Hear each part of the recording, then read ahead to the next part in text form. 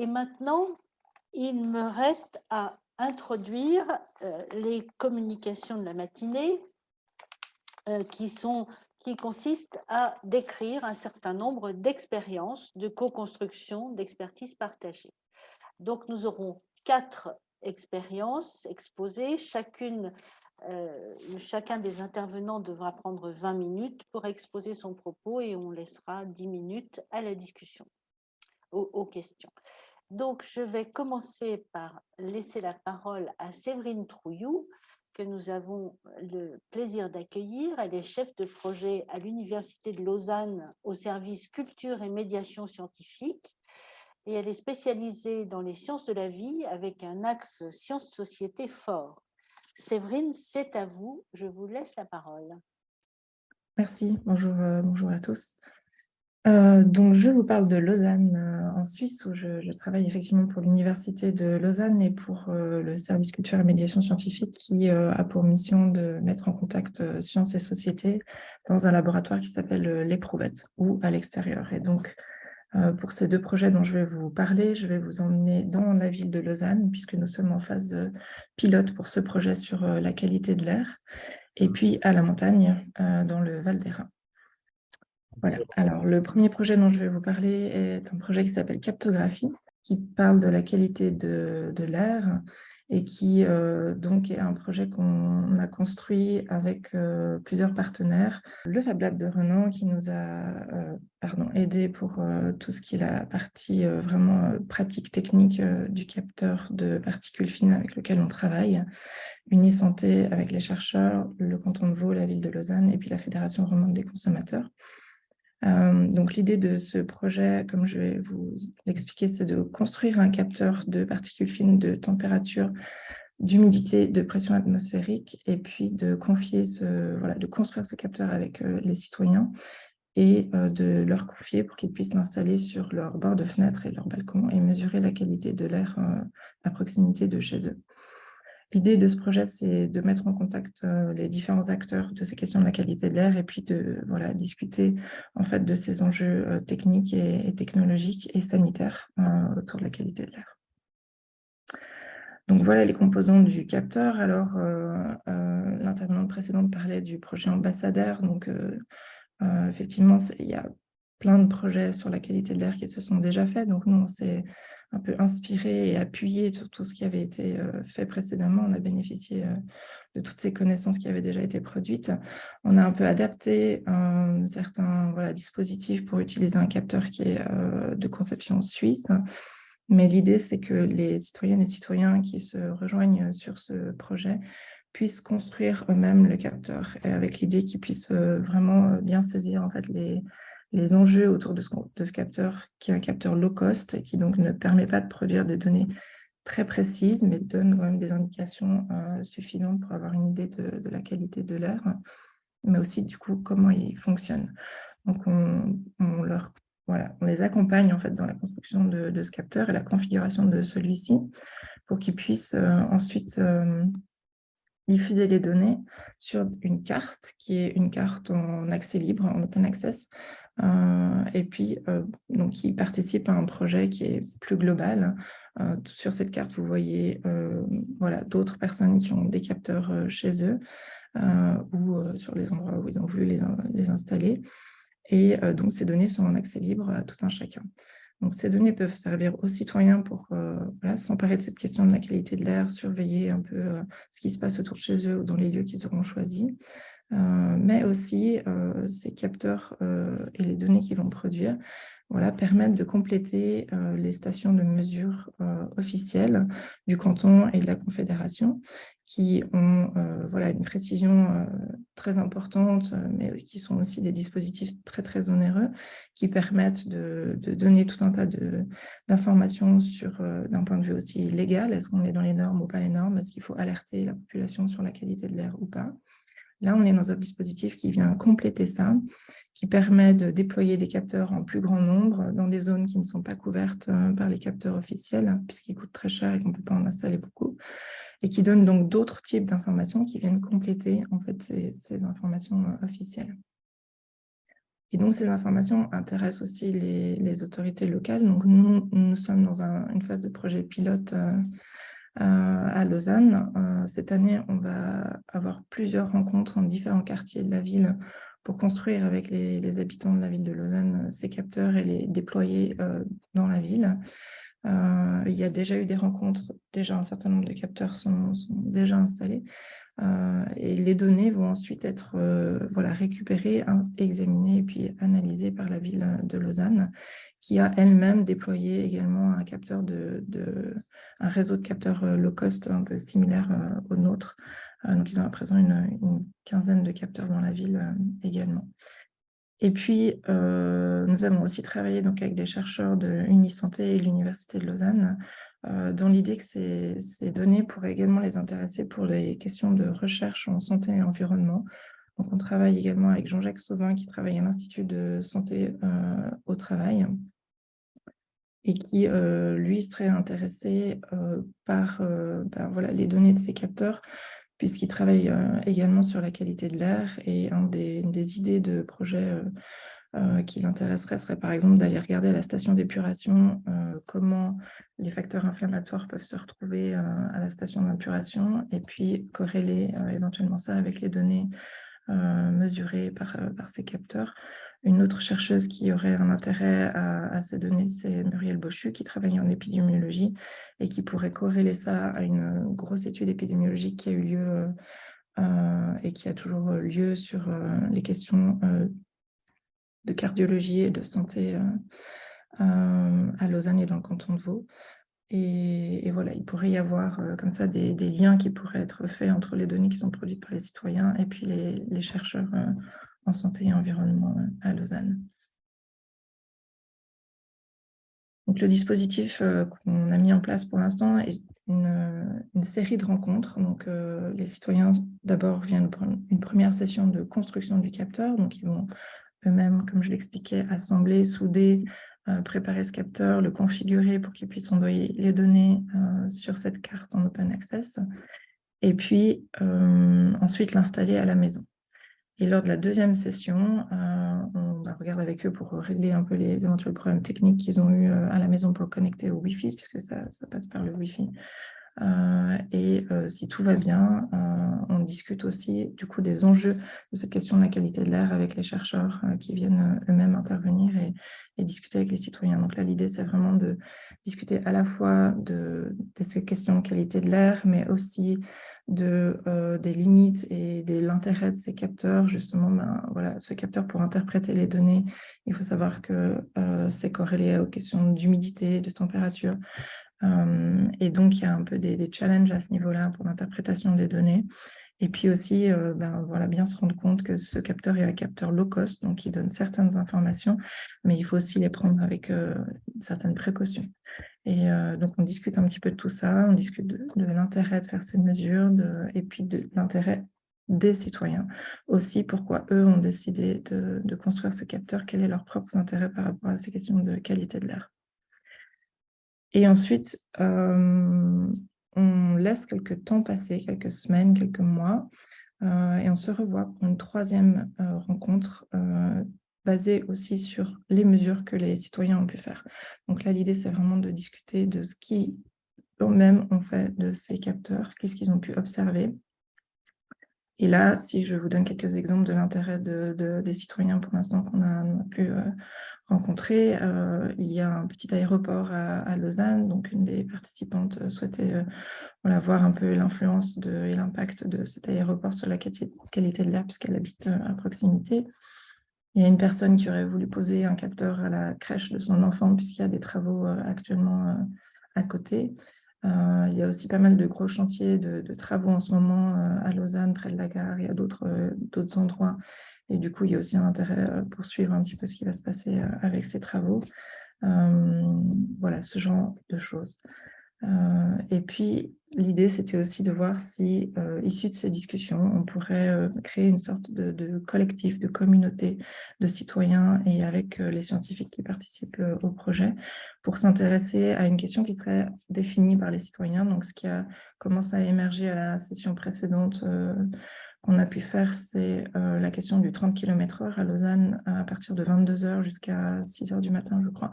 Maintenant, la circulation est limitée dans le centre-ville à 30 km/h. Et puis, c'était de voir si en fait on voit un impact sur la qualité de l'air de ce changement de vitesse autorisée pour la circulation des voitures. Donc, il y a voilà, des espoirs, des défis. Là, on est en phase pilote, on est vraiment en train de mettre en place ce projet, de voir comment ça se passe. L'espoir, c'est de créer des collectifs de citoyens et de scientifiques qui s'intéressent à cette question de la qualité de l'air et puis le lien entre la santé et l'environnement, et qu'il y ait des choses qui se passent là, sachant que les autorités de la ville de Lausanne, donc les personnes en charge de cette question-là, participent aussi également au projet, sont également mobilisées, interviennent dans les rencontres, viennent discuter avec les citoyens et sont vraiment intéressés voilà, à cet aspect participatif, à voir qu'est-ce qui préoccupe la population, quelles sont les questions à résoudre éventuellement en termes de qualité de l'air au sein de la ville de Lausanne. Donc, on a la chance d'avoir un environnement qui est vraiment bénéfique de ce point de vue-là, avec des collaborations très fructueuses. Ce qu'on espère, c'est qu'il y ait des nouvelles connaissances qui seront produites grâce à ce travail conjoint entre ces différents partenaires, et y compris les citoyens et les citoyennes. Un des défis, ça va être la mobilisation sur le long terme des citoyens, notamment pour le son au capteur, puisque voilà, c'est un objet technique. Des fois, il arrête de capter, il faut vérifier qu'il fonctionne bien, il faut suivre les données, voir s'il y a des choses bizarres qui se passent, etc. Et puis, il y a ce défi de l'interprétation des données des capteurs low cost. Donc là, on travaille actuellement avec des étudiants de l'école d'ingénieurs à Lausanne pour voir si on pourrait, comment on pourrait en fait calibrer, corriger les données pour un peu solidifier en fait la valeur scientifique des données qui sont produites avec ces capteurs low cost et qui puissent vraiment réellement être utilisés en recherche avec voilà, une certaine, on espère, solidité dans les mesures.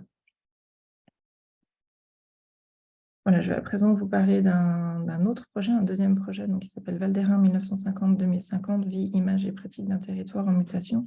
Donc là, on va partir, comme je vous le disais tout à l'heure, à la montagne, dans le Val d'Airain. Donc le Val d'Airain est une vallée qui a intéressé les personnes participant au projet puisqu'elle est assez diversifiée. C'est une vallée qui est très connectée à la plaine, qui est plutôt la zone d'activité économique, mais qui est aussi une vallée qui monte jusqu'à donc voilà, jusqu'au sommet, plus de 4000 mètres, mais qui, du coup, dont la dernière ville est à plus de 2000 mètres et est vraiment au fin fond de la vallée. Donc, avec une configuration à la fois dans les paysages, dans l'activité économique et dans voilà, l'activité de la vallée qui est assez différente. Donc, c'est un projet qui a commencé en juin 2021, qui regroupe habitants, chercheurs, artistes et puis les visiteurs de cette vallée, dont le but est d'enquêter sur les enjeux et les questions que pose le changement climatique et les transitions écologiques et numériques sur la vie en montagne. Donc, c'est un projet qui a permis d'accueillir 2 résidences d'artistes, dont je ne parlerai pas ici, mais qui associe également de la recherche participative, des sciences citoyennes et de la médiation scientifique.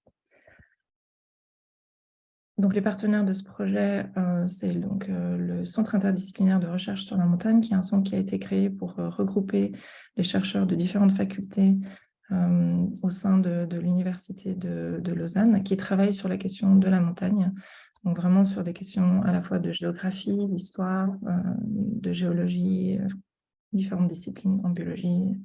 Voilà.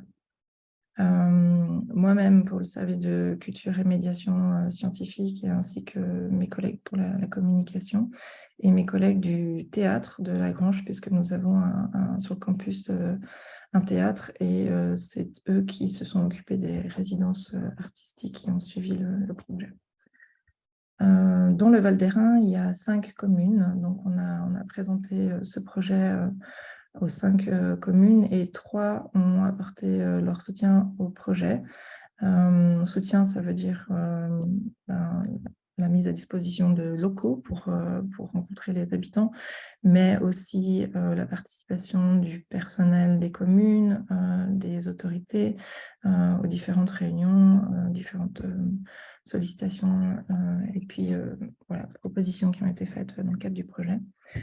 2 communes n'ont pas souhaité participer. Une, on ne sait pas très bien les raisons. L'autre, c'est parce qu'il y a actuellement une grande démarche participative déjà dans la commune qui vise à questionner la question d'une fusion avec la ville de Sion, qui est donc dans la plaine et qui est proche de cette commune-là. Et cette démarche participative était déjà très sollicitante pour les habitants, donc la commune n'a pas souhaité rajouter encore une charge voilà, sur cette commune. Il y a d'autres types de partenaires, donc le Jardin botanique alpin, le Fab Lab de Renan, l'École d'art du Valais, et puis on a reçu des soutiens financiers de la Société valaisanne des sciences naturelles et du réseau Roman Sciences et Cités qui regroupe différents acteurs et musées de la région. Donc voilà, je vais vous parler un petit peu du volet recherche. Donc on a commencé ce projet en 2021. Il a pour but de continuer jusqu'en 2025. Donc c'est un projet sur une durée longue. Et pour les 2 premières années, l'idée c'était de se pencher, de travailler en fait sur les questions du passé et du présent. Donc le passé pour recueillir et puis partager l'histoire vivante de la vallée, voir comment elle a évolué. Et le présent dans le but d'établir des diagnostics partagés entre scientifiques, habitants et puis visiteurs du Val d'Aran. Donc on a 8 volets thématiques qui ont été développés. Le premier volet est sur l'évolution et la perception des paysages dans cette vallée. Le deuxième sur l'évolution et le développement du développement socio-économique du Val d'Aran. Un autre projet était sur la perception du climat dans le Val d'Aran. Comment est-ce que les habitants qui vivent là voient les changements du climat depuis 1950. Un autre volet a été sur l'impact des changements climatiques sur la pratique de l'alpinisme, à la fois sur les itinéraires, les dangers, les saisons, voilà, comment on pratique l'alpinisme de nos jours et comment on le pratiquait avant. Un autre projet a été sur les facteurs de l'environnement qui expliquent la croissance des arbres en altitude et donc aussi comment la limite de la forêt évolue et change et l'éventuel impact sur l'agriculture et notamment la présence des troupeaux en montagne. Un autre projet était sur la question des plantes patrimoniales, donc les plantes qu'on utilise en plantes médicinales pour s'alimenter, pour décorer, voilà. Comme témoin des changements climatiques, est-ce que les personnes qui vont cueillir des plantes voient des changements dans leur répartition ou leur présence?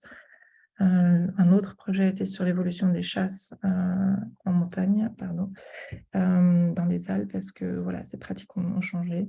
Et le dernier projet était sur la question de la mémoire sonore des lieux. Est-ce que l'attachement aux lieux par les sonorités ont évolué? C'est-à-dire aussi, est-ce que les sons de la montagne ont changé dans ces dernières années?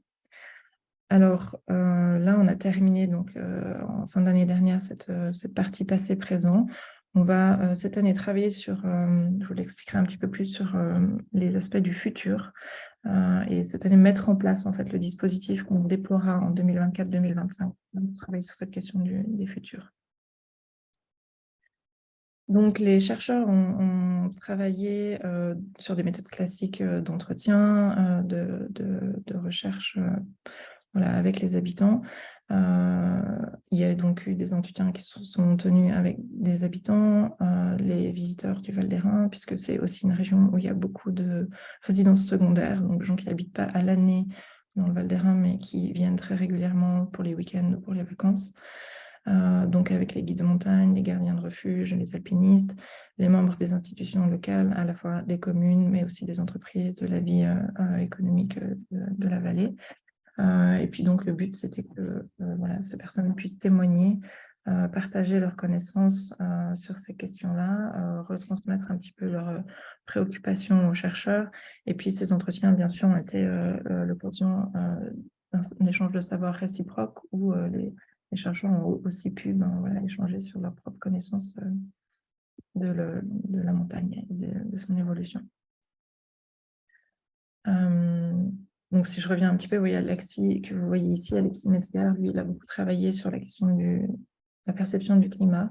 Et donc, il a par exemple reconstitué une frise, en fait, depuis ces 50 dernières années, des événements climatiques marquants pour les habitants, de comment le climat a pu changer.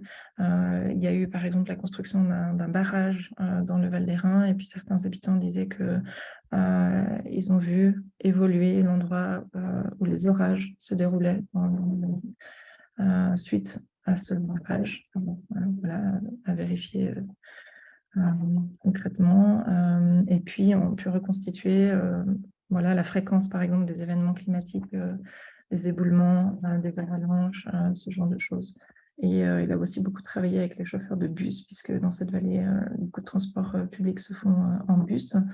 Et c'est des personnes qui voilà, traversent la vallée tout au long de l'année, sur de nombreuses années, et ont donc une vision assez précise. Il y a même un chauffeur de bus pardon, qui tenait un carnet des chaînages tous les jours où il a chaîné, dû chaîner le bus, donc avec le reflet de la quantité de neige qu'il y avait par année, et quelle période, et voilà.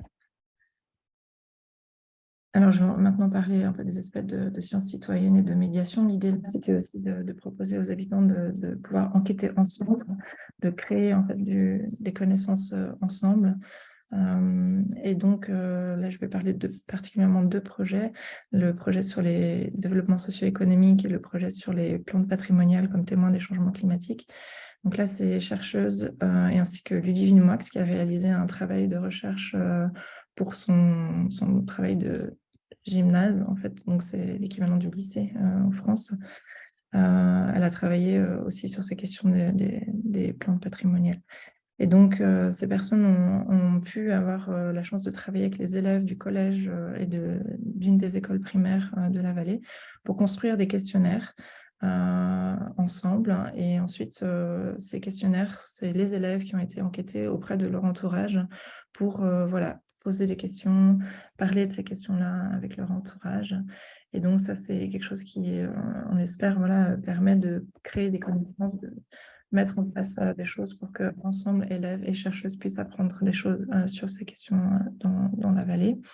Et puis, du coup, aussi de permettre une implication des familles et de l'entourage de ces élèves qui habitent vraiment dans toute la vallée, puisque le collège permet d'accueillir vraiment les élèves de l'ensemble de la vallée. Donc là, vous avez des exemples du questionnaire sur les plantes patrimoniales. Il y avait par exemple une question sur la cueillette des plantes dans la nature. Est-ce qu'on les trouve toujours au même endroit? Est-ce qu'elles sont en même quantité par rapport à avant? L'idée, c'était vraiment de recueillir en fait, voilà, un peu les connaissances des personnes qui sont au contact de ces plantes patrimoniales, les cueillent depuis de nombreuses années. On voit par exemple que d'après cette personne, la mauve disparaît dans la nature. Quantités sont différentes chaque année. Voilà, on a des indications comme ça. Un autre volet de sciences citoyennes qu'on a pu développer, c'est un projet qui permet de regarder voilà, cette question de la croissance des arbres. Donc, on a examiné ici la croissance apicale des arroles, qui sont des arbres qui poussent à une certaine altitude et dont le dernier segment, chaque année, grandit plus ou moins en fonction des conditions environnementales. Et donc, on a eu voilà, 2 années très différentes. On fait les mesures en septembre, après l'été. Septembre 2021, l'année avait été assez froide et pluvieuse, comme vous pouvez le voir sur cette photo. Et septembre 2022, voilà, on a eu une canicule. Donc, du coup, des années très différentes. Donc, l'idée là, c'était de faire une randonnée en compagnie du scientifique qui s'occupe de ce projet-là, et puis de citoyens pour aller faire ces mesures et discuter de ces questions d'impact de l'environnement, du changement climatique sur les arbres et sur la forêt. Donc, ces mesures, elles sont mises en parallèle à d'autres mesures que fait l'équipe de recherche de Christophe Rondin qui va travailler dans une autre vallée. Et donc, l'idée là, c'est de pouvoir bénéficier de ces mesures-là pour améliorer en fait la modélisation de l'évolution de la végétation. Et donc, Christophe Rondin a pu bénéficier donc, de ces mesures qu'on a effectuées ensemble avec les citoyens pour produire un modèle. Et il est en train actuellement écrire un article pour publier du coup les résultats issus de ces travaux-là. dans lesquels, du coup, seront inclus voilà, mentionnés les citoyens qui ont participé à ce projet. Un autre volet autour justement du climat et de la température dans le Val d'Airain, on a pu travailler avec les élèves du collège de la vallée. On leur a proposé, sur un mode volontaire, de construire des capteurs de température, d'humidité et de pression atmosphérique qui pourront voilà, bénéficier aussi à Christophe Rondin, le chercheur dont je viens de parler, pour sa modélisation. Donc là, on a eu donc un tiers des élèves du collège qui a été motivé de prendre sur son temps libre pour construire ces capteurs, mais aussi de tenir un journal climatique où ils ont pu en fait dessiner, écrire leur perception du climat, leur vécu des conditions météo qu'ils ont eues l'année dernière. Et l'idée, c'était du coup que ça serve également à Alexis pour sa frise et sa perception du climat. Donc là, on a donc pu construire ces capteurs avec eux, les assembler. Mais voilà, ça a été un peu quelque chose qui a été plus difficile et qui a mené à quelque chose qui n'a pas tellement bien réussi. On a rencontré quelques difficultés techniques avec eux, ça a pris plus de temps que prévu, et puis du coup, on n'a pas pu terminer avant l'été ce projet-là. Et alors, à la reprise, là, on a constaté une démotivation des élèves assez conséquente. Du coup, avec un manque de temps aussi pour certains d'entre eux qui avaient changé de niveau et qui avaient plus de travail à l'école. Donc voilà, ça a été un peu une des difficultés et qu'on va rencontrer, je pense, aussi pour l'autre projet. C'est le maintien un peu de la motivation sur le long terme pour ces capteurs. Un autre volet participatif a été pour reconstituer l'évolution de la vallée, de demander aux habitants et aux visiteurs du Val d'Airain d'ouvrir leur album photo et de partager avec nous leurs photos de famille pour reconstituer l'évolution du Val d'Airain. Et donc là, on a pu avoir plus de 3000 photos, donc c'était vraiment super. Beaucoup de personnes nous ont fait parvenir leurs photos, on a pu les scanner et leur rendre leur album après. Ça nous permet en fait de reconstituer à la fois l'évolution des forêts, des paysages, des glaciers, des villages, de l'activité socio-économique. C'est vraiment très précieux. Et on a également découvert qu'il y avait une tradition de collection de cartes postales anciennes dans la vallée, qui du coup sont aussi une ressource très, très importante de connaissances en fait, sur l'évolution de la vallée. Alors, pour continuer sur ce volet-là d'évolution photographique, on a également pu bénéficier du travail d'Alain Bron, qui a commencé cette démarche de comparaison de photos actuelles et anciennes.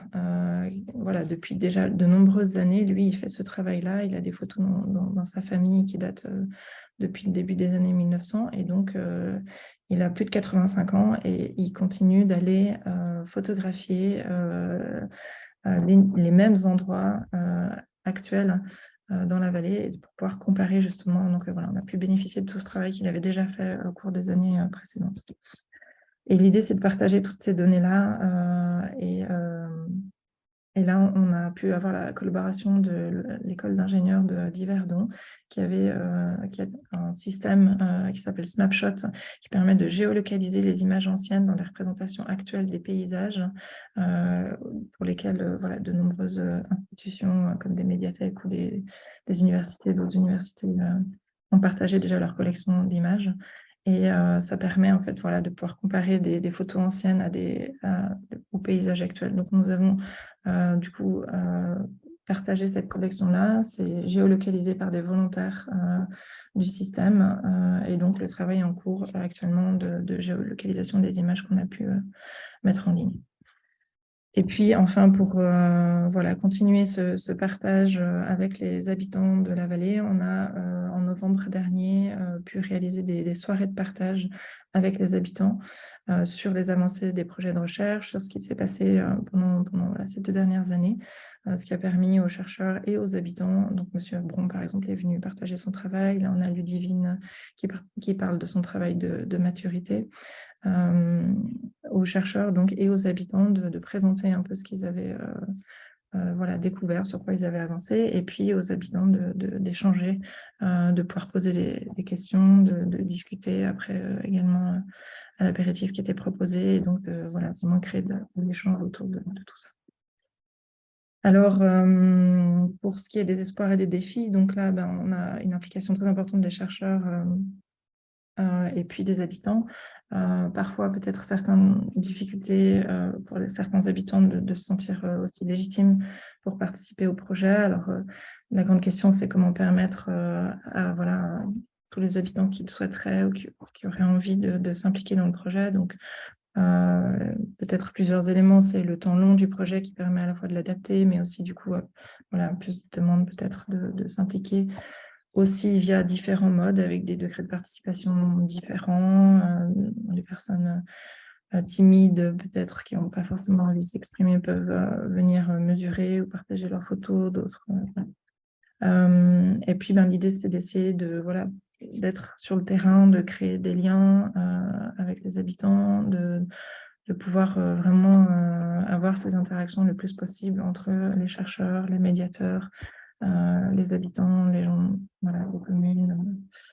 Voilà, et puis l'espoir de ce projet, c'est que chacun puisse apprendre, chacun puisse faire avancer aussi ces questionnements autour de qu'est-ce que c'est que la vie en montagne avec les changements climatiques, comment est-ce que l'évolution de la vallée en termes économiques aussi va se passer, c'est quoi les préoccupations, les envies et les projets possibles.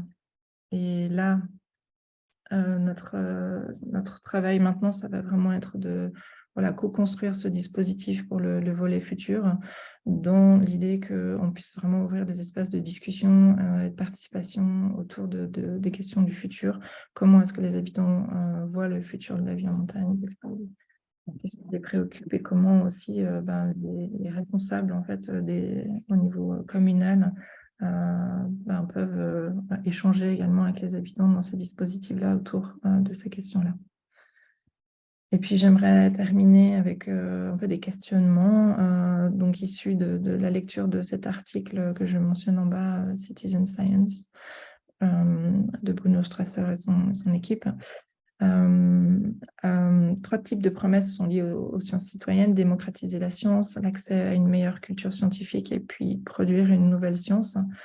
Donc démocratiser la science, voilà, on espère qu'on pourra permettre aux citoyens de s'emparer un peu de ces questions scientifiques, de pouvoir les travailler, s'en emparer, etc. On ne sait pas très bien, de façon générale, je crois, qui participe à ces sciences citoyennes.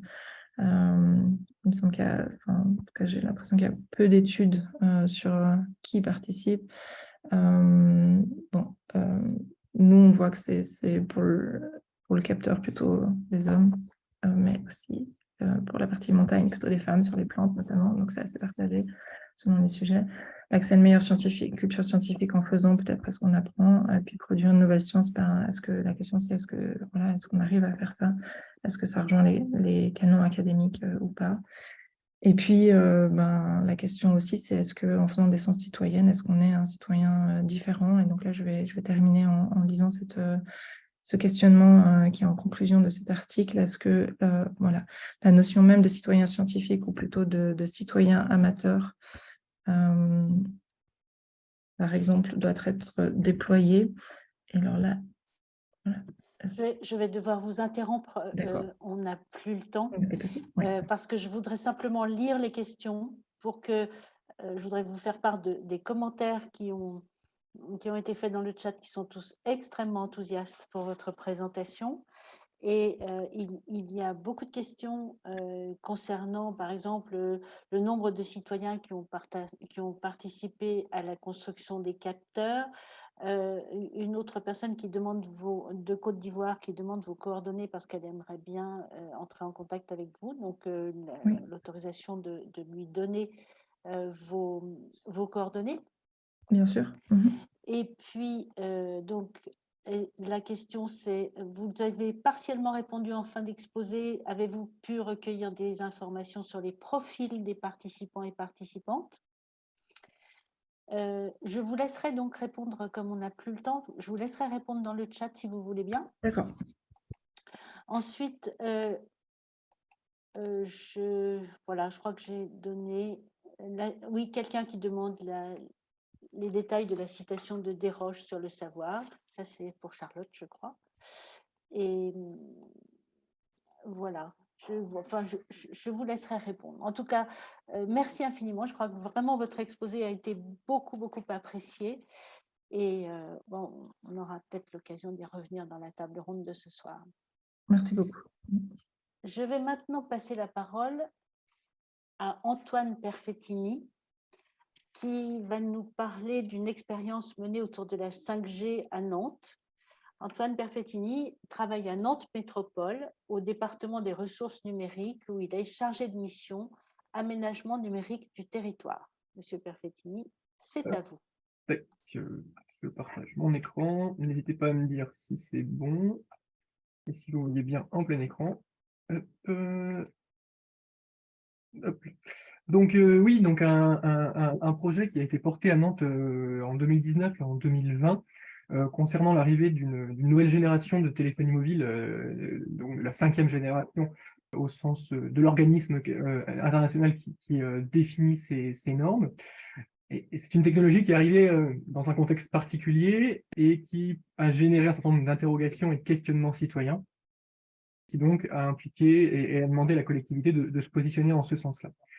Alors on a vu en 2019 un certain nombre d'interrogations remontées, d'inquiétudes citoyennes sur cette technologie qui, par ses multiples facettes, interroge. Alors, de manière très classique sur la question de l'impact, notamment environnemental, ou de l'impact sanitaire sur ce que les ondes font ou ont pour conséquence sur la santé humaine. Mais on a vu aussi on va dire, dans ce contexte de 2020 lié au coronavirus, des interrogations ou des liens qui ont pu être faits entre l'arrivée de la 5G et puis des formes de complotisme et donc des choses qui seraient liées. On a aussi vu des collectifs qui jusque-là étaient plutôt construits autour de sujets comme le Linky, donc, qui est le compteur connecté déployé aujourd'hui par Enedis, et qui en fait remonte l'information. Et ces collectifs-là sont aussi emparés de la question de la 5G. Et donc, ces demandes citoyennes ont émergé, se sont faites et se sont déployées dans l'agora publique, et ont parfois légitimement posé des questions, mais se sont aussi traduits parfois de manière assez violente, puisqu'on a eu aussi bien sur le territoire français, mais aussi en Europe, un certain nombre d'incendies et de destructions d'infrastructures antennaires qui ont eu pour certaines, notamment une à Marseille, des conséquences assez importantes sur la radio et sur dépendamment la télévision. Donc, ces questions-là, et cette finalement demande d'expertise est remontée aux collectivités et à l'État. Et donc, on nous a demandé d'y répondre plus ou moins, enfin, et je vais revenir là-dessus, sur le positionnement de la collectivité. Alors, pour revenir succinctement, mais pour bien comprendre, en fait, finalement, la source de ces inquiétudes, alors avec ce petit dessin-là, qui est assez caricatural, mais qui est un peu, en fait, celle qu'on a aussi voulu caricaturer des gens qui s'inquiétaient de l'arrivée de la 5G. La 5G, elle a eu 2 ruptures, en fait, par rapport à la précédente génération de téléphonie mobile. La première, c'est sur les antennes. En fait, les antennes de 4e génération de 4G émettent en parapluie, donc de manière assez large, sans trop diriger le faisceau, alors que les antennes 5G, en fait, ont la capacité de déterminer le terminal à qui elle doit envoyer un signal et de l'orienter. Donc ça, c'est la première inquiétude, finalement. Et la seconde inquiétude, c'est donc les ondes, la fréquence des ondes utilisées pour ces déploiements étant plus haute, puisqu'on était sur des bandes de fréquences aux alentours des 3,4, 3,5 GHz, ont aussi interrogé les citoyennes et les citoyens sur les conséquences pour la santé. Et puis on a aussi vu, en fait, de par cette nécessité d'avoir des antennes qui émettent sur un seul terminal, ça nécessite de multiplier les antennes et donc, par conséquent, d'avoir plus d'antennes dans l'espace public et donc potentiellement plus d'exposition et aussi besoin de plus d'énergie. Et on l'a vu avec les questions qu'il y a eu pu avoir en Chine, notamment sur en fait, la surconsommation énergétique liée à l'arrivée de cette technologie. Donc c'est un peu le contexte dans lequel on s'est situé sur le fond. Sur la forme, on a eu un contexte un petit peu particulier et je dirais assez inédit, puisqu'on a eu 2 calendriers qui se sont déroulés de manière finalement parallèle, mais peu conjoints. Le premier, c'est le calendrier des autorités nationales françaises qui gère ces questions-là de déploiement de technologies et d'infrastructures numériques. Et le deuxième, celui de l'ANSES, qui est donc l'autorité faisant foi, en tout cas rédigeant et donnant les rapports et les notes les plus complètes sur ces interrogations-là. Et donc, en fait, pour revenir rapidement dessus, au début de 2020, l'État a donc décidé de vendre aux enchères, puisque ce sont des enchères, en fait, les opérateurs achètent le droit d'émettre, de mettre aux enchères les fréquences 5G. Du fait de la crise et de la pandémie, il a été décidé de décaler ces enchères à 2020, à l'automne 2020, et l'ANSES, en parallèle, donc, a commencé à construire un rapport et à rédiger un rapport sur la 5G.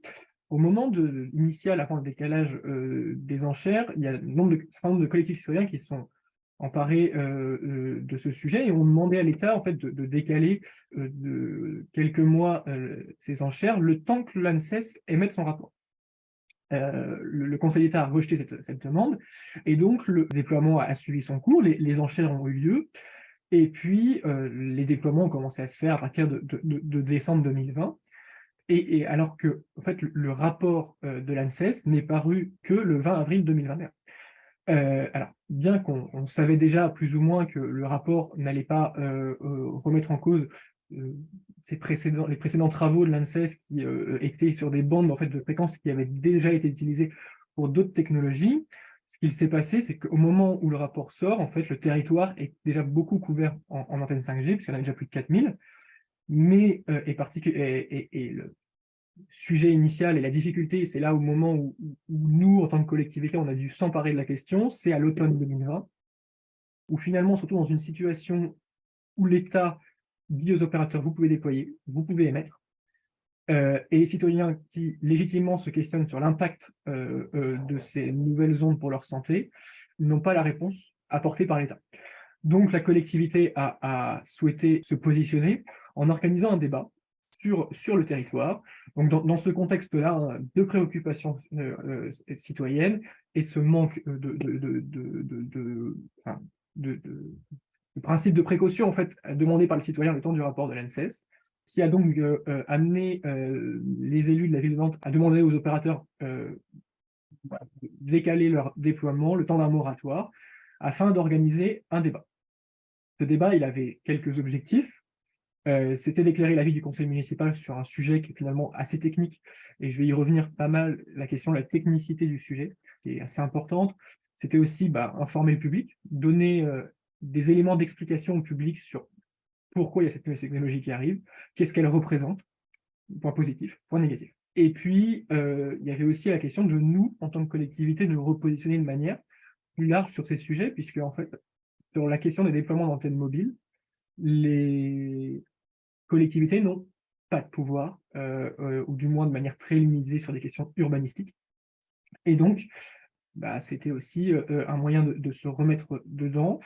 Et enfin, ça aussi, c'est un élément pour nous, pour la collectivité qui était important, c'est la question en fait, de construire et de profiter de cette fenêtre d'opportunité de la 5G, de construire une société civile dite du numérique, afin d'avoir au niveau local une expertise qui soit partagée par un certain nombre d'acteurs locaux sur ces déploiements, sur ces manières de faire, pour pouvoir échanger de manière régulière sur les déploiements, et donc d'avoir une vision partagée et du mieux qu'on puisse, en tout cas, et dont on essaye, de trouver un consensus sur ces sujets. Alors, il y avait deux difficultés initiales qui étaient pour nous criantes. La première, c'était de détechniciser et de rendre didactique un sujet qui est très technique et qui est finalement difficilement préhensible pour les citoyens. Et donc, les objectifs et les travaux, c'était d'avoir des éléments d'explication pédagogique à destination des citoyens qui soient compréhensibles, fait un peu dans le mode FALC, facile à lire et à comprendre, pour avoir une montée en compétences citoyennes. Ça, c'était un des éléments importants. Et puis, il y avait aussi cette question d'apaiser un débat qui est finalement très manichéen, puisqu'on est plutôt... Enfin, les gens qui se sont emparés de la question et qui ont été dans ces demandes citoyennes étaient soit effectivement contre ou pour, c'était des gens, soit des collectifs plutôt orientés vers le numérique ou des choses comme ça. Donc la collectivité, par rapport à ses besoins, a construit un débat donc, qui s'est déroulé en 2 temps. Un premier temps, qui était plutôt un temps fermé, avec un collège d'experts, une mission préparatoire, comme on l'a appelé, qui a été porté donc, par un acteur tiers, à savoir la FIN, la Fondation Internet Nouvelle Génération. On a été accompagné par Jacques-François Marchandise et Daniel Kaplan, qui a eu pour mission en fait, de définir un certain nombre d'éléments sur la forme du débat, la manière dont la participation citoyenne devait s'exprimer sur ce sujet, en sachant toutes les difficultés qu'il peut y avoir pour une collectivité à ne pas donner le sentiment aux citoyens que toutes les revendications ou demandes seront entendues, puisque nous n'en avons pas forcément la capacité. Et la deuxième chose qui a été demandée à cette mission préparatoire, c'est finalement de construire des documents qui permettent de le comprendre. Alors, je reviendrai dessus après, mais cette mission préparatoire, elle était assez intéressante par son panel de personnes qui ont travaillé sur le sujet, puisqu'elles étaient à peu près une vingtaine. Elles ont travaillé pendant plusieurs séances, en fait, à la construction de ce débat. Ce que l'on a souhaité, c'est que ce panel soit le plus large possible, de différentes manières, sur les avis portés. Donc, on a eu des collectifs associatifs plutôt pro-5G, un collectif aussi associatif contre la 5G, anti-5G, parce que dans son nom, Stop 5G. On a eu aussi des académiques, des gens qui étudient les usages, qui étudient la manière dont la 5G pouvait être utilisée, qu'est-ce qu'elle pouvait apporter. On a eu des acteurs du territoire, entrepreneuriaux, des entreprises, des collectifs entrepreneuriaux. Et puis on a eu aussi, et ça c'était important, des scientifiques, des gens qui portent ces questions-là sur le territoire local. Donc on a eu un médecin du CHU, on a eu des personnes de l'université de Nantes spécialisées en biologie. Donc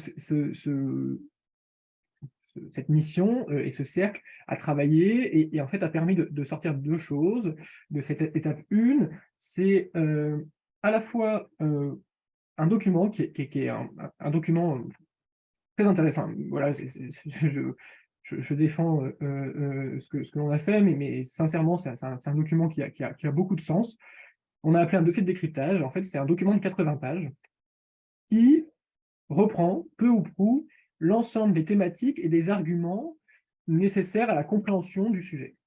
Et donc l'objectif de ce document, c'est finalement quelqu'un qui n'a jamais entendu parler de la 5G, qui ne connaît pas les tenants et les aboutissants du déploiement de cette technologie, prend ce document, le lit, et puis finalement, en 2 heures de lecture, est en capacité de pouvoir de se positionner sur la thématique. Alors, c'est un document qui est très équilibré, et c'est pour ça que je le souligne. C'est un document qui a été a été déployé à une échelle qu'on n'avait pas forcément imaginée, puisqu'il a été aussi porté par des opérateurs nationaux de téléphonie mobile qui ont reconnu sa qualité et qui en a finalement fait aussi un document un peu date, puisqu'il n'y avait pas forcément ce type de document qui prenait tous les enjeux qui existaient à ce moment-là. Et donc, ce dossier de décryptage a été partagé avec l'ensemble des citoyens qui ont souhaité, qui ont participé donc, à la forme du débat. Ça a été aussi le travail de la mission préparatoire. Et la mission préparatoire, finalement, a aussi borné et balisé ce devait être cette participation citoyenne et cette construction de cette expertise. Donc, ce qu'elle a souhaité, c'était finalement un débat qui soit assez ouvert pour orienter l'action locale. Parce que déjà la question c'était aussi de sortir absolument du pour ou contre la 5G, puisque de toute façon il n'y aurait pas eu sinon de réponse possible ou d'avis possible. C'était aussi la question et je vais y revenir, de recueillir des avis qui iraient au-delà de la 5G. Aujourd'hui on voit que le numérique il prend une place extrêmement conséquente dans nos vies et dans nos villes. Et donc, il y a un besoin impérieux aussi d'avoir une réflexion globale par les citoyens sur quelle ville numérique ils souhaitent. Il y avait aussi la question, et ça je l'ai dit, la diversité des parties prenantes nécessaires qui était compliquée à prendre en compte, puisque vous avez des gens surinformés et vous avez des gens peu informés, et donc la capacité à gérer les deux est une question importante. Et donc on a choisi d'articuler cette expertise et ce débat autour de trois modalités. Déjà, l'enjeu préalable, et c'est ce que je disais, c'est une expertise qui soit partagée et donc une montée en compétences citoyennes. Et donc, sur quelle base finalement se construit cette expertise-là et comment on la transmet et comment ensuite elle revient aussi vers la collectivité. C'était aussi de thématiser, je vais y revenir, mais c'est un sujet multiple par ces thématiques, donc c'était aussi important de siloter. Et puis ensuite, c'était aussi de donner les bases d'une co-construction de l'action publique sur l'aménagement numérique du ou des territoires. Donc, à l'issue de cette mission préparatoire, qui a construit ce petit package et ce kit en fait, de décryptage, les citoyens ont été sollicités pour participer un certain nombre de temps, pour exprimer leur avis sur le déploiement de cette technologie. Donc ça s'est matérialisé, la formation s'est matérialisée en deux formes. Donc comme je l'ai dit, on a fait un kit de décryptage qui était multiple avec une série de vidéos explicatives, le livret du participant. Et on a fait aussi une conférence apprenante donc, qui a eu lieu le 9 mars 2021. Conférence en fait, qui a donc permis à deux experts, plutôt éloignés en tout cas sur leur vision du sujet, à savoir Gilles Babinet et Yael Benyaoun, de s'exprimer et de montrer deux points de vue sur cette technologie et sur son arrivée. À l'issue on va dire de ce process d'information du citoyen et de montée en compétences et en expertise sur le sujet, il était demandé aux citoyens soit de répondre en fait, via des contributions en ligne. Hein, donc, sur le site du dialogue citoyen de la métropole, il était possible en fait, de rédiger un avis en ligne, soit les communes et des associations ont été accompagnées par la collectivité pour organiser des ateliers de débat où l'expertise en fait, s'est partagée et a débattu, et où il y avait un cahier en fait, à remplir à la fin pour permettre cette remontée d'information. Et cette remontée d'information, si elle a été importante, pour nous, puisqu'en fait, elle implique aussi de se questionner sur comment la collectivité doit recevoir ce type d'expertise. Et donc, comment elle doit la prendre en compte. Et parce que, comme j'ai dit, c'est un sujet qui est compliqué, puisque c'est un sujet qui est multiple. Il recouvre un certain nombre de thématiques sur lesquelles aussi on a voulu que les citoyens puissent se positionner. Puisque acquérir l'expertise pour ce sujet-là, il est tellement multiple, et je vais revenir sur chaque thématique rapidement là, impose finalement une montée en compétences qui est trop compliquée pour les citoyens. Donc ce qu'on a proposé, c'est de thématiser et de sectionner les sujets, donc soit sur les usages et services. Donc on a demandé aux gens en fait, de s'exprimer aussi sur quel était leur avis sur ce que ça finalement pouvait apporter dans leur relation au quotidien numérique. Sur les questions des enjeux environnementaux, et c'était une des questions qui est le plus revenue, ou du moins celle qui a été le plus répondue. La question, bien évidemment, sur les enjeux sanitaires et l'impact que cela pouvait et devait avoir. La question des enjeux économiques, est-ce que la 5G finalement a un réel intérêt économique aussi bien pour les opérateurs que pour les usagers. Les enjeux, comme j'ai dit, d'aménagement du territoire, et puis les enjeux de sécurité, liberté et souveraineté, qui ont aussi été une thématique qui est pas mal revenue, notamment de par la montée, on va dire, notamment en Chine, en tout cas, la manière dont l'État chinois a pu utiliser son réseau 5G, ou le réseau 5G qui est en cours de déploiement, au service en fait, de politiques de sécurité et de contrôle des populations. Donc ce silotage a aussi permis d'avoir une expertise plus experte. C'est un beau tautologisme de dire comme ça, mais c'est permettre aussi aux citoyens de s'expertiser ou de monter en compétence sur le sujet ou le domaine qui l'intéresse. Et donc a permis en fait de faire remonter un certain nombre de questions pour la collectivité sur finalement quel numérique la collectivité souhaitait, et d'avoir une expertise citoyenne. Alors c'est là aussi toute la question et je vais y revenir, qu'est-ce que l'expertise et qu'est-ce que l'expertise citoyenne et qu'est-ce que vaut l'expertise citoyenne par rapport à l'expertise scientifique ou par rapport à l'expertise technique d'un opérateur de téléphonie mobile ou d'un acteur qui est à plein et au quotidien dans ces sujets-là. Donc c'est vrai que la question, enfin, le bilan en tout cas, si aujourd'hui on devait un peu bilanter cette question de la montée en expertise des citoyens et la manière dont on a pu le faire, la première, et donc sur les deux phases de ce débat, sur la mission préparatoire, une des choses qui est vraiment remontée et qui nous a vraiment servi, c'est le consensus qui a été fait sur le décryptage et son contenu. Le fait d'avoir réussi à avoir un cahier, ou un document en tout cas, qui soit extrêmement, fortement en tout cas, partagé par des acteurs avec des points de vue assez différents, a permis d'avoir une expertise citoyenne qui soit équilibrée, et donc aussi de sortir un peu des questions générales qui auraient pu être posées. La deuxième chose, nous, qu'on a retenue de cette expertise, c'est le fait d'avoir fait la qualité du travail qu'on est sorti, et donc ce qu'on a mis un peu le pas de côté par un organisme public, c'est aussi, pour nous, c'était très nouveau de s'emparer de ce genre de questions-là. Mais la question de finalement de pouvoir aussi en tant que collectivité se positionner à un instant T d'une manière différente des organismes étatiques qui ont l'habitude d'occuper de ce type de poste pour demander aux citoyens et pour construire avec le citoyen une expertise. Alors, il y a quelques points négatifs sur la limite de l'accessibilité, sur cette mission préparatoire et sur cette construction en amont de l'expertise. D'une part, c'est la limite de l'accessibilité du kit de décryptage qu'on peut retenir. Il est complet, il est équilibré, il est intéressant. Ça reste un document de 80 pages à lire, qui n'est pas nécessairement accessible à l'ensemble des citoyens. Et donc, ça questionne aussi cette hiérarchisation de l'expertise citoyenne. Mais là, nous, qu'on voit dans les travaux qu'on peut mener dans le cadre de la participation citoyenne, hein, c'est finalement qui participe et donc qui s'expertise et qui prend de l'expertise auprès de la collectivité. Voilà. Et donc, je vais y revenir, mais c'est aussi la difficulté à aller chercher les citoyens. Et donc, le kit de décryptage, finalement, de par la technicité des sujets et du sujet abordé, en l'occurrence là, la 5G, a imposé ce kit de décryptage qui, effectivement, permettait de comprendre les sujets, mais le sujet ne pouvait pas non plus être résumé à rien du tout, à une vision trop simple. Le deuxième point, c'est finalement, est-ce que la co-construction est réellement possible? Ça reste assez descendant, et c'est toute la question de qui rédige le document ou filme ou met en place les choses qui doivent être mises à disposition des citoyens. Et finalement, il pourrait aussi y avoir une forme de biais au niveau des citoyens.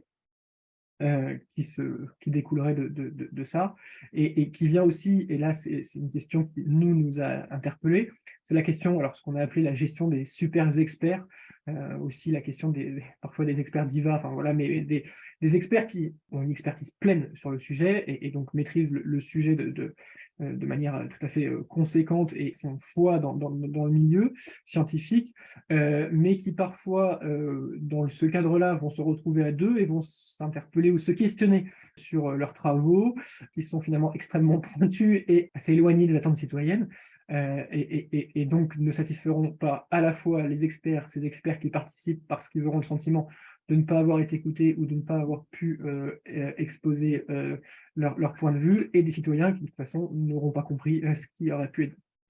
Donc voilà, à peu près sur la mission préparatoire, nous, ce qu'on a retenu. Sur la question du débat grand public, finalement, ce qu'on a retenu, c'est la qualité et la pertinence des débats et de ce qui a été remonté. Et on a vraiment senti une vraie attente citoyenne et une expertise citoyenne. Et là, je l'entends bien, c'est une expertise citoyenne. C'est-à-dire que ce n'est pas une expertise scientifique, ce n'est pas une expertise technique, c'est une expertise citoyenne du terrain qui fait remonter des problématiques, parfois très terre à terre. Hein. Pourquoi mettre la 5G? Je n'ai pas encore la fibre, pourquoi est-ce que vous voulez mettre la 5G? Mais aussi sur une interrogation plus légitime, même si pas avoir la fibre peut être légitime, mais en tout cas plus en lien avec la question de l'arrivée de la 5G, comme finalement l'impact sur le vivant, l'impact sur la planète, l'impact énergétique, à des moments où les questions d'énergie sont très présentes.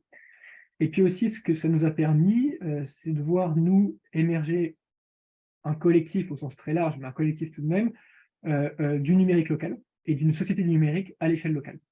Et donc, en fait, cette vision locale a construit une expertise qui aujourd'hui sert à la collectivité, notamment ça a été une des issues du débat, et je vais l'évoquer très rapidement juste après, parce que je vois le temps qui défile, sur la question finalement de quelle est la politique de déploiement sur le territoire du numérique. Alors, on a quand même quelques difficultés sur ce débat. Grand public, c'est bien évidemment toujours la difficulté à sortir du pour ou contre, parce que c'est souvent les gens les plus informés qui sont le plus entendre, ou du moins qui s'expriment le plus, et les gens les plus informés sont souvent ceux qui sont le plus pour ou le plus contre. Et puis, il y a la difficulté à aller chercher en fait, les citoyennes et les citoyens éloignés du sujet. Donc nous, aujourd'hui, le bilan de ce débat, ça a été, donc on a eu plus de 400 contributions, qu'on a retravaillé en 69 propositions concrètes.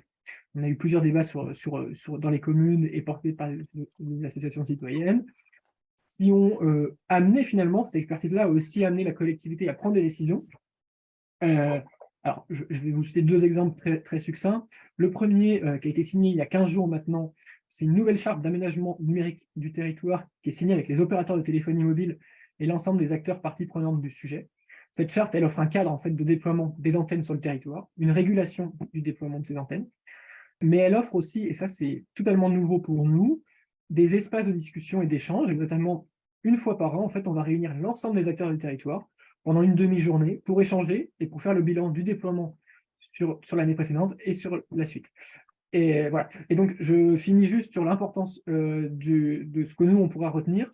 Et le deuxième, oui, juste le deuxième point, c'est on a sorti une politique publique qui s'appelle la politique publique numérique responsable, liée à ces demandes citoyennes et à ces attentes citoyennes. Donc, il y a 5 points, nous, qu'on retient. C'est d'importance de choisir des sujets d'expertise sur lesquels, finalement, l'acteur a prise. C'est un sujet où on n'a pas forcément toute expertise, toute prise, pardon, et donc il ne faut pas laisser croire aux citoyens qu'on a la possibilité de tout faire. Il faut se laisser le temps de la co-construction. Le calendrier, parfois, peut être assez rythmé, mais il faut laisser le temps aussi de la montée en compétence de l'ensemble des parties prenantes. Il faut que le travail soit accessible pour tout le monde. Et puis, il faut enfin que l'expertise de l'animateur soit très forte dès le début pour qu'il puisse maîtriser en fait, le sujet tout en ayant la capacité à la ramener au niveau des citoyens. Et puis enfin, la question, ce que je disais, c'est faire vivre l'après-débat. Et puis l'expertise construite, c'est-à-dire voir dans le long terme, finalement, comment on fait vivre cette expertise auprès des citoyens et comment est-ce qu'on la remet à niveau quand elle a besoin d'être remise à niveau. Voilà. Je vous remercie beaucoup pour cet exposé remarquable. Et je vais juste vous poser une question qui est dans le chat à laquelle je vous demanderai une réponse très courte. Avez-vous pris en compte la préoccupation des météorologues qui disent que la 5G risque de menacer les fréquences indispensables aux prévisions météo? C'est une question d'Anne Guillaume. Oui, alors c'est des choses que nous ne maîtrisons pas. C'est plutôt l'ANFR qui porte ces questions, mais en tout cas, on a été dans l'écoute, dans l'attente des décisions de l'ANFR pour voir s'il y avait eu du brouillage, hein, clairement. C'est ce qui s'est passé aux États-Unis sur les systèmes qui font atterrir les avions. Donc, à ce jour, on n'a pas eu de remontée de brouillage spécifique, mais c'est vrai qu'à terme, l'ajout de couches sur des couches existantes pose ces questions-là. D'accord. Un grand merci. On Merci à vous. reviendra là encore sur ces sujets un peu plus tard dans la journée peut-être. Et je vais maintenant passer la parole à Olivier Laurent. Olivier Laurent, qui est membre de notre conseil d'administration de la SFSE et qui est chercheur à l'IRSN. Il va nous parler du projet Lila. Bonjour à Olivier, c'est à toi. Oui. Bonjour à toutes et à tous, merci. Merci Elisabeth pour cette introduction. Je vais tâcher de partager ma présentation. Bonjour à toutes et à tous. Merci à la SFSE pour avoir organisé ce séminaire, bien sûr. Extrêmement intéressant et pour m'avoir invité à y présenter le projet Lila. Lila signifiant Living Labs et autres approches participatives appliquées à la recherche sur les multi-expositions environnementales et les risques chroniques. Le contexte du projet de recherche, il a un historique un peu long. Je vais essayer de le brosser le plus rapidement et le plus clairement possible. L'idée de départ, c'est qu'il y a un développement des recherches participatives à l'international en santé et environnement.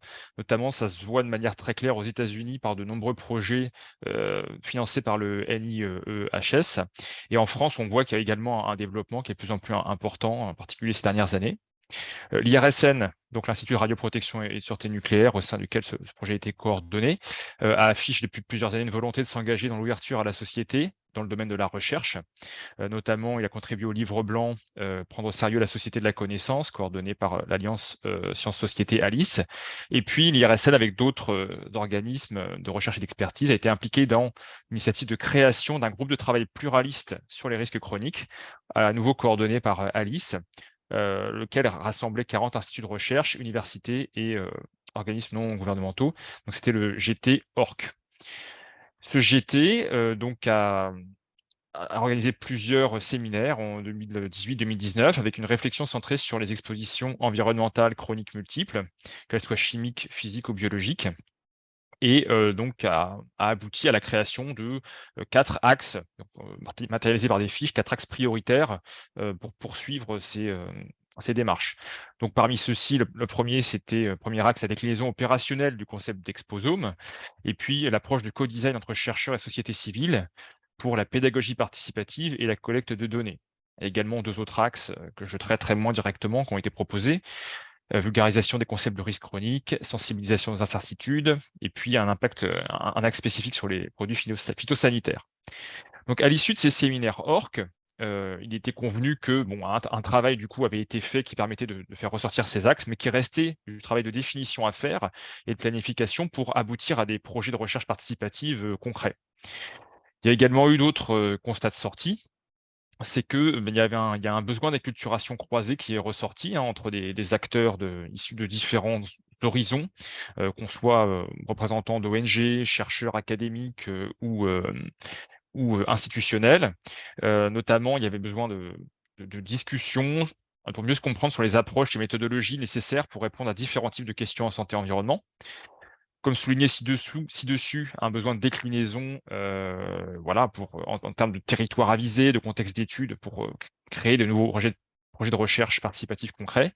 Et puis le concept de Living Lab a été plusieurs fois soulevé pendant le séminaire, et ça a été soulevé comme une bonne idée, mais finalement, on se rendait compte à la fin que on n'avait pas tous la même définition de ce que c'était un Living Lab, donc ça valait le coup de creuser. Alors, en un mot, hein, un Living Lab, selon une des définitions qu'on trouve, la plus courte, c'est une méthode de recherche en innovation ouverte qui vise le développement de nouveaux produits et services.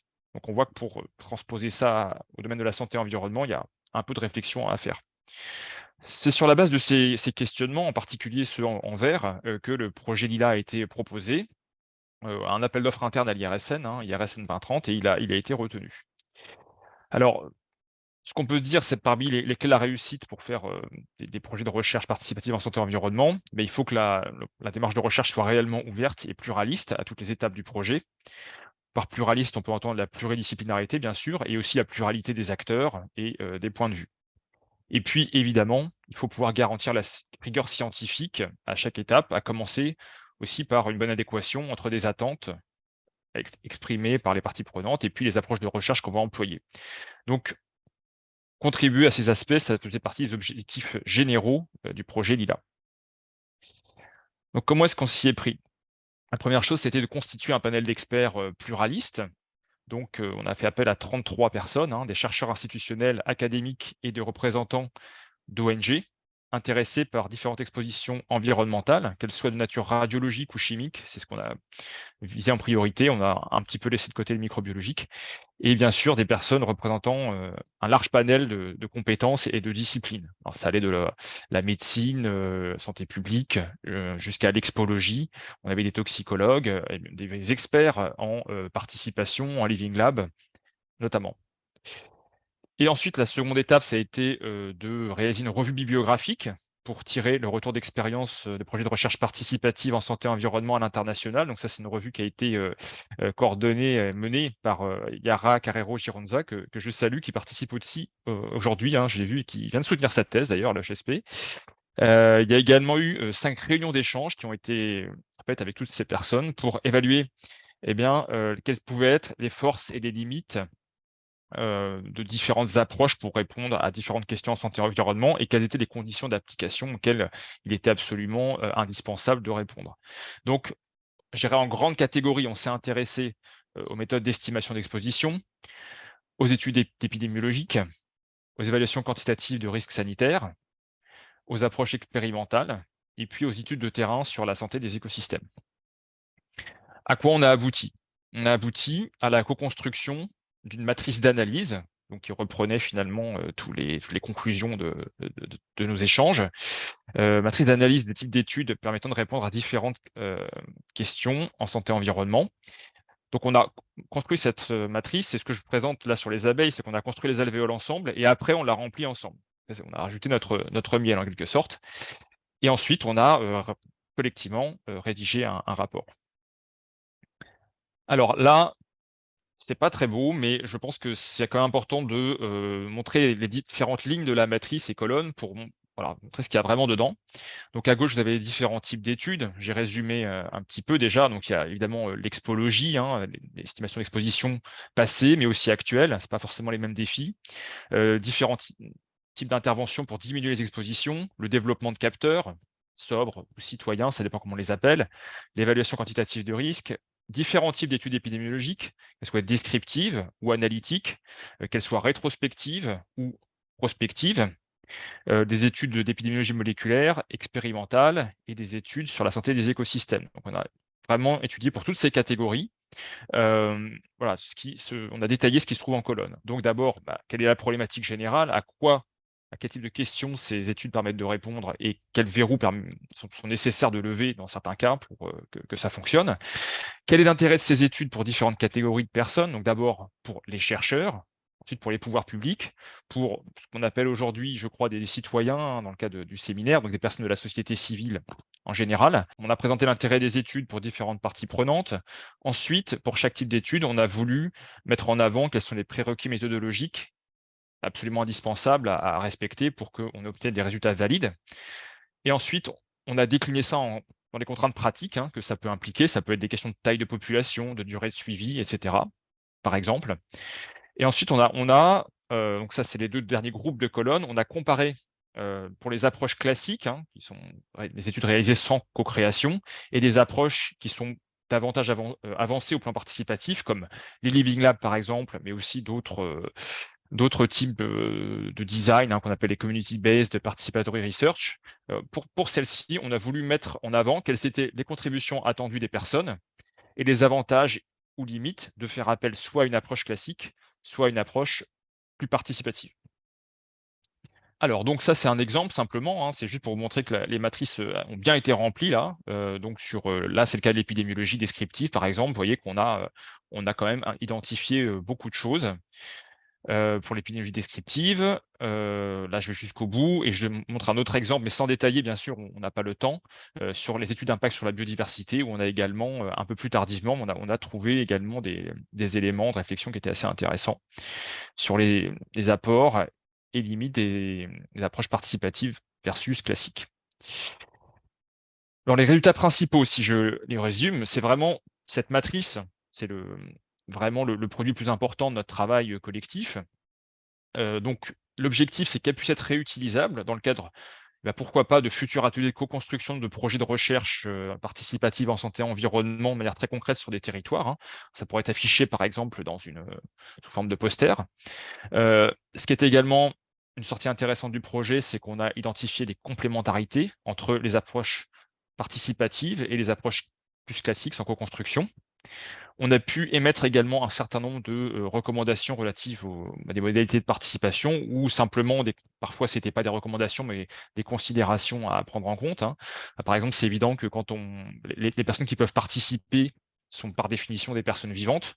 Donc en termes de méthodologie, par exemple, d'études rétrospectives, si on s'intéresse à des pathologies qui ont des forts taux de létalité, c'est forcément des choses qu'il faut prendre en compte, hein. Et ça, dans des études classiques comme dans des études participatives, il faut surtout prendre ça en compte. On a également identifié, on a synthétisé en fait des opportunités de mise en place d'approches participatives selon les différents types d'études en santé et environnement. On a fait en 3 groupes, hein, celles qui sont les moins difficiles à mener, celles qui sont un petit peu plus difficiles, et puis celles pour lesquelles il y a vraiment beaucoup plus de précautions à prendre. Et puis bien sûr, ce projet et ces 5 réunions, ça a été l'occasion pour qu'il y ait un certain nombre d'idées de projets concrets qui émergent émises par les participants sur la thématique de multi-exposition créée sur les territoires, donc notamment l'idée d'appliquer la démarche sur le territoire de Dunkerque, mais c'est pas la seule. Il y a eu également des projets sur la qualité de l'air intérieur, plus spécifiquement, ou autour des aéroports. Voilà. Alors, donc, il y a eu des valorisations de ce projet. Donc, il y a eu ce rapport dont je vous parlais. Donc, il est disponible, hein, vous avez le lien ici sur HAL. Et puis, il y a eu un article en français publié dans la revue Environnement, Risque et Santé, qui est la revue officielle de la SFSE, donc qui synthétise en fait, hein, le projet. Dedans, il n'inclut pas la matrice, mais il pointe vers le rapport qui donne la matrice complète, accessible à tous. Et puis, il y a également un article en langue anglaise qui est en cours de préparation.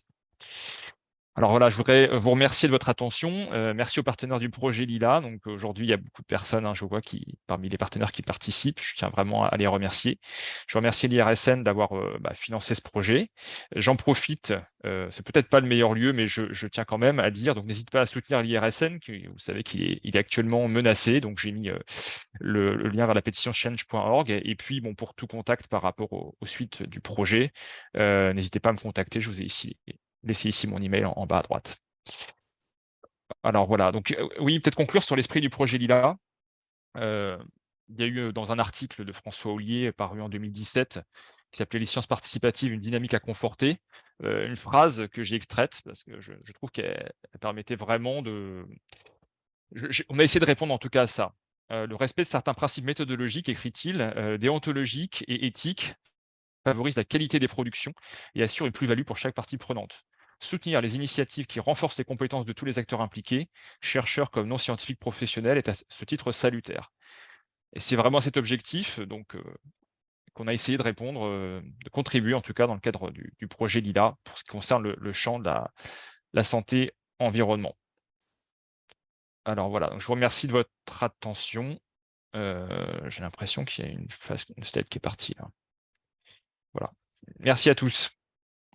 Merci beaucoup, Olivier, pour cette présentation très claire. Je n'ai pas vu de questions sur cette présentation. Donc, nous allons passer à la dernière expérience que nous avons souhaité partager ce matin. Et ce sera celle de Pascal Delisle, qui va nous présenter le labo des intrapreneurs soignants, c'est-à-dire un exemple de recherche interventionnelle à propos des 1000 premiers jours de l'enfant. Alors, Pascal Delisle est chercheur associé au CNAM et au laboratoire dit DICEN Île-de-France pour dispositifs d'information et de communication. Elle est conseillère chargée de mission en santé environnementale à l'AP-HP, à la direction de la stratégie et de la transformation. Pascal, c'est à vous. Merci. Vous m'entendez bien? Donc, je partage mon écran. Alors, donc je vais vous parler de l'expérimentation, un projet pilote des entrepreneurs soignants, laboratoire des entrepreneurs soignants, qui est une initiative de l'Institut des défis, qui a été créé par le Learning Planet Institute et l'Université de Paris. Et donc, ce labo des intrapreneurs soignants est un dispositif de recherche-action à destination des soignants et animé par des soignants pour accompagner un programme créatif et prototyper des solutions d'amélioration vers un environnement plus sain pour les soignants et pour leurs patients.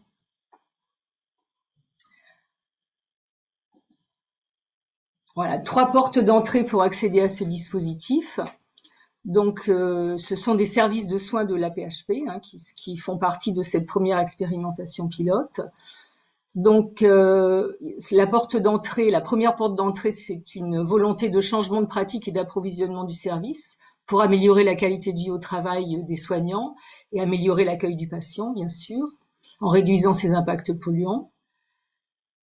La deuxième porte d'entrée, c'est une volonté de formation entre pairs pour une appropriation collective du sujet de la santé environnementale dans les services. Nous avons actuellement un programme de formation en interne à l'AP-HP sur la santé environnementale. Et le problème actuel des services de soins, c'est l'importance du turnover des agents.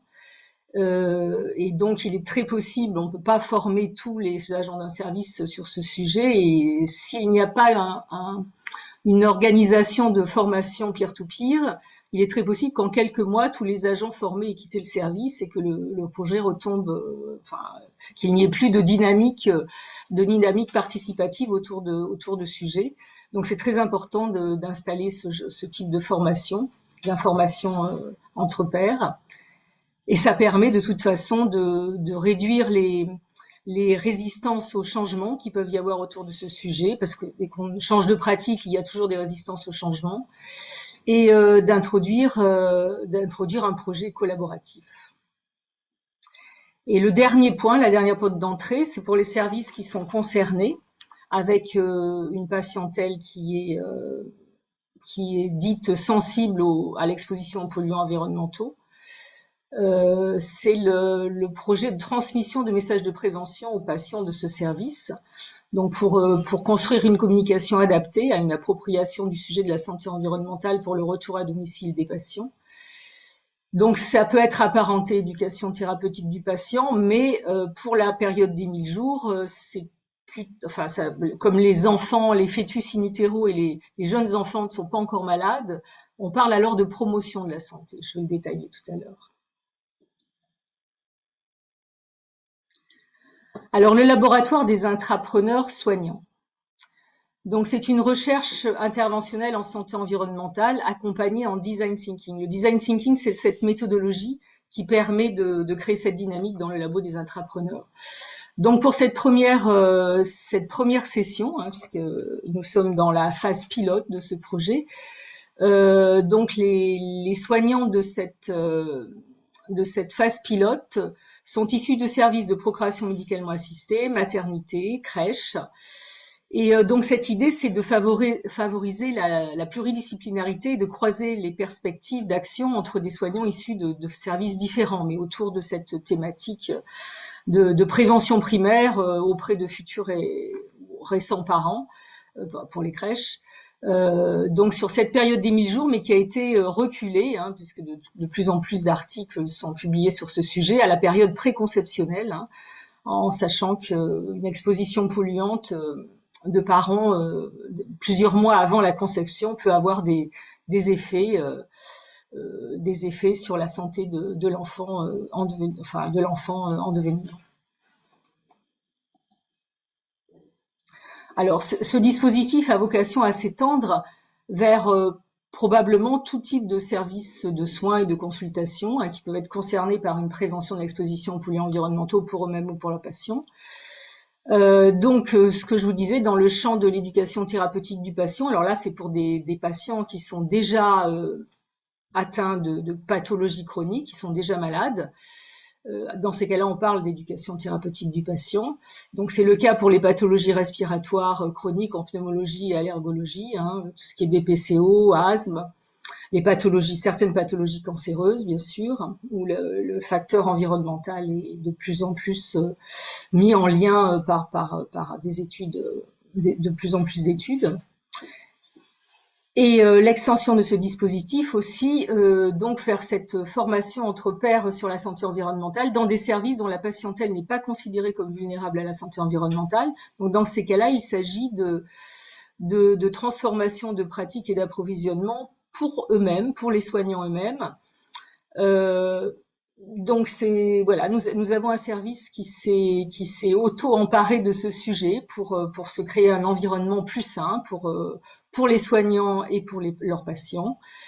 Et parce que nous avons quand même dans nos services une majorité de soignantes en âge de procréer, donc c'est peut-être sans doute légitime que cette appropriation se fasse. Donc c'est le sujet de la santé environnementale appropriée comme un bien commun. Et donc voilà, donc nous constatons que c'est un sujet qui est très fédérateur dans les services, qui est très mobilisant, les soignants sont ravis de s'engager sur ce type de sujet, ce type de projet. Et donc ça fait référence à cette dynamique des Magnet Hospital dans les pays anglo-saxons, où plus on augmente la marge d'autonomie, de mobilisation de l'expertise soignante, plus il y a une fidélisation, une attractivité soignante dans les services de soins. Et voilà, et donc l'attractivité soignante, c'est quand même un sujet particulièrement d'actualité en ce moment dans nos services qui sont quand même, enfin, bon, il y a beaucoup de postes vacants et nous avons du mal à mobiliser.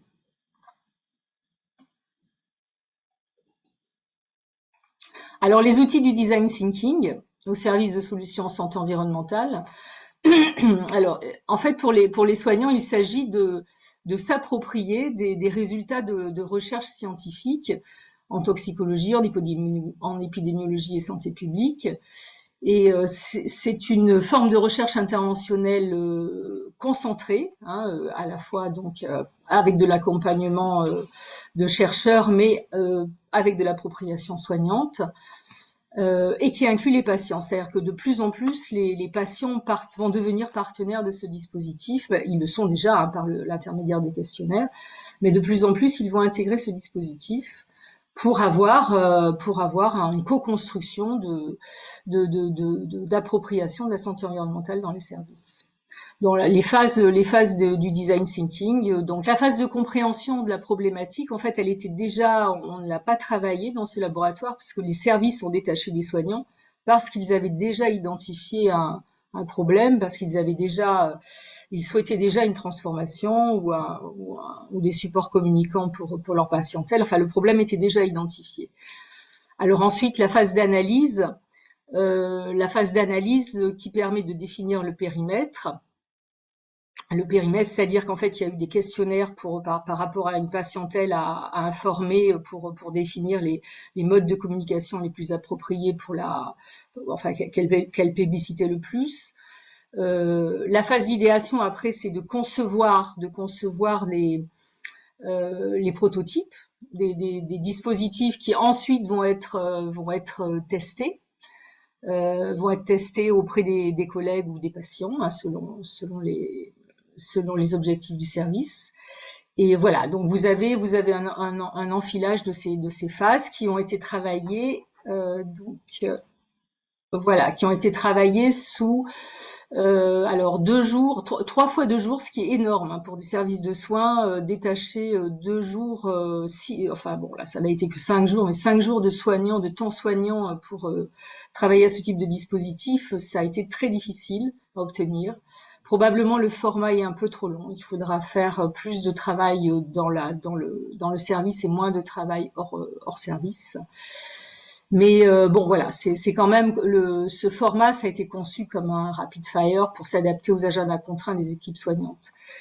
Et donc entre ces sessions, donc les temps de prototypage, de travail dans les services, ont permis de petit à petit s'acheminer vers un produit final qui va être présenté à la fin de ce mois-ci. Donc là, on est vraiment dans la première étape de ce dispositif.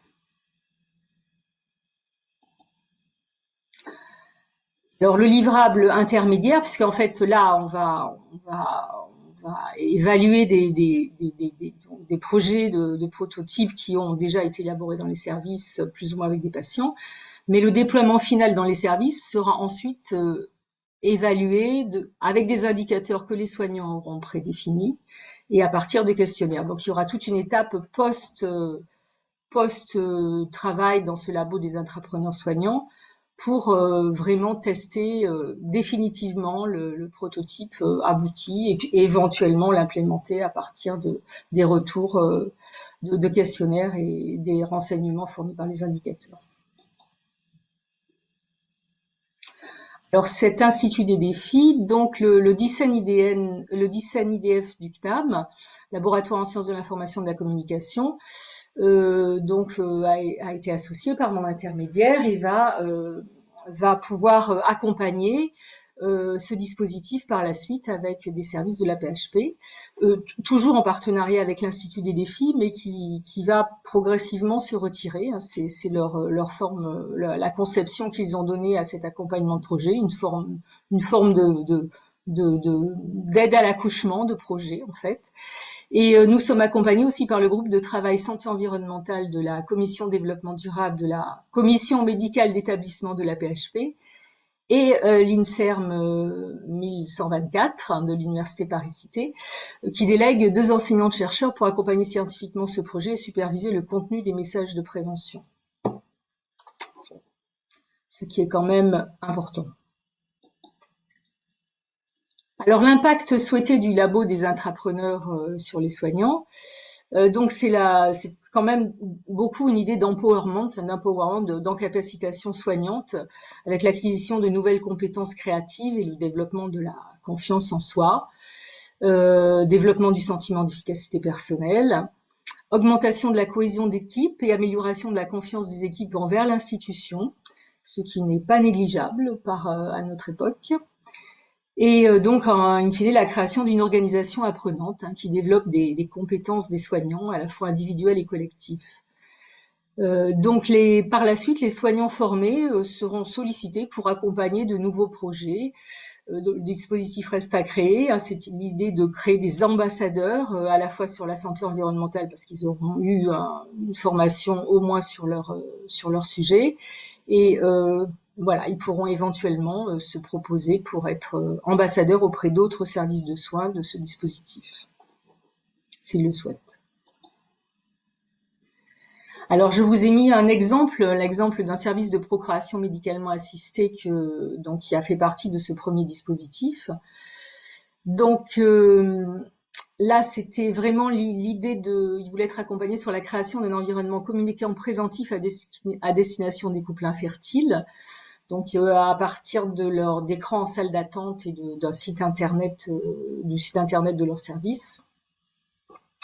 Donc, l'idée de vidéos avec des messages de prévention ciblant les 3 portes d'entrée des polluants et leurs sources les plus courantes. Donc, le scénario est coécrit avec des soignants et évalué par des patients.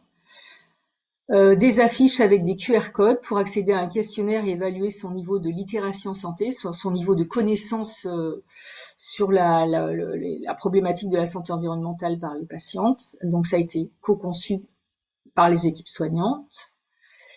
Et en projet, l'ouverture d'un compte de service sur un des réseaux sociaux qui a été publicité par le questionnaire auprès des patients pour diffuser ces mêmes supports, mais du coup sur un compte de réseau social. Et en projet, un atelier d'échange, un atelier d'échange en visio ou en présentiel, probablement plutôt en présentiel, pour concevoir des pictogrammes de prévention en santé environnementale. Là, il s'agirait de co-design avec des patients partenaires.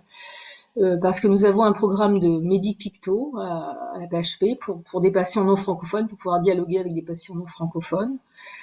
Et donc, il n'y a encore rien, il n'y a pas de pictogramme de prévention. Et donc, voilà, ce serait sans doute intéressant de travailler sur ces sujets. Et ne serait-ce que aussi pour des affiches en salle d'attente et puis les vidéos sur les écrans dans les salles d'attente. Donc, l'objectif, c'est de diminuer l'exposition aux polluants non persistants, identifiés comme reprotoxiques dans l'environnement domestique du couple en amont de la grossesse. Alors, je reviens sur la notion de littératie en santé, parce que c'est quelque chose qui est focus par rapport à ce labo des entrepreneurs soignants pour s'étendre vers un partenariat avec les patients, inclure les patients dans ce dispositif. Donc, la littératie en santé, c'est voilà, vous avez la définition du concept, c'est une affiche de promo santé en licence Creative Commons. La définition du concept, c'est donc d'accéder à l'information en santé. Alors, pour le coup, l'information préventive en santé environnementale, comprendre comment évaluer sa pertinence dans l'environnement immédiat du patient, et ensuite l'appliquer pour lui-même et pour son entourage. Donc ça, c'est une notion quand même assez importante, puisque là, l'étude de Promo Santé montre que près d'un adulte sur 2 a un niveau de littératie en santé limité, insuffisant 12% et problématique 35%. C'est une étude européenne pour 8 pays européens.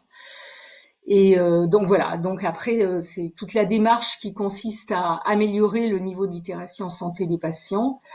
Là, je vous ai mis quelques conséquences d'un bas niveau de littératie en santé, hein, qui voilà, ça induit une compréhension plus limitée des prescriptions, l'accroissement des effets indésirables, une autonomie limitée dans la gestion des maladies chroniques, une augmentation des hospitalisations, des réadmissions, et une augmentation des coûts bien sûr liés aux soins de santé.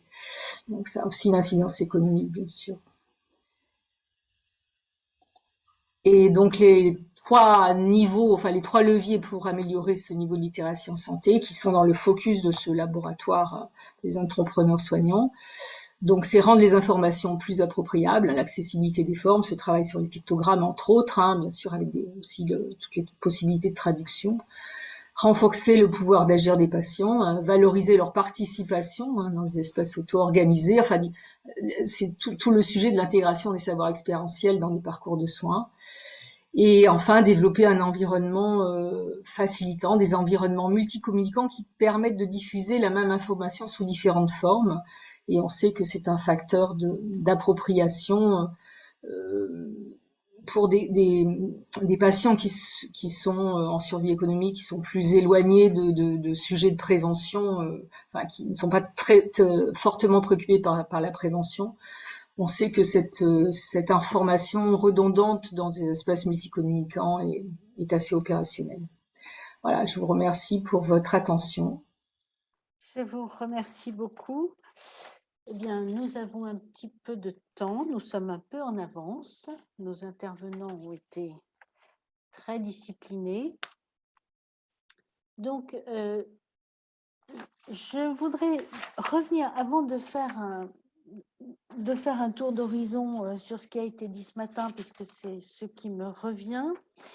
Je voudrais rappeler une question qui a été posée à Séverine Trouilloux de la part de Michel Bloch, que je voudrais remercier au passage pour sa contribution à l'organisation de cette journée, qui a été très précieuse. Et Michel Bloch vous demande, Séverine, vous êtes toujours là? Oui, oui. Oui. Comment résoudre le dilemme entre données scientifiques probantes et données citoyennes aléatoires et peu fiables pour des raisons techniques ou humaines? Oui, très bonne question. Merci beaucoup. Ça ne vous surprend pas de la part de Michel Bloch? Non, alors c'est effectivement une question à laquelle on se confronte dans le projet sur les capteurs. Alors je dirais en prenant les données pour ce qu'elles sont, c'est-à-dire effectivement des données d'un capteur low cost avec une certaine incertitude qu'on essaye de résoudre, comme je le disais, enfin de résoudre, d'améliorer, on va dire, plutôt avec cette étude des étudiants qui vont travailler sur la calibration et puis la correction des données en fonction de l'humidité et de la température. Mais c'est-à-dire qu'on sait que c'est plutôt la multiplicité des capteurs et donc des données qui va donner des choses intéressantes plutôt que les données capteur par capteur, en fait. Mais il y a quand même des moyens d'essayer de pallier à certaines choses. Une autre chose qu'on demande aussi aux personnes qui participent, c'est de nous donner des métadonnées en fait, sur ces capteurs, c'est-à-dire à quel endroit ils les positionnent, à quelle hauteur. Voilà, ils sont géolocalisés, donc si on considère que les gens les localisent à l'endroit où ils les mettent, on a un peu des indications par rapport à ça. Et puis, éventuellement, ce qui n'existe pas encore dans le système qu'on utilise, mais on est en train de mettre en place à l'Université de Lausanne un autre système pour recueillir les données et du coup les cartographier et avoir accès à ces métadonnées.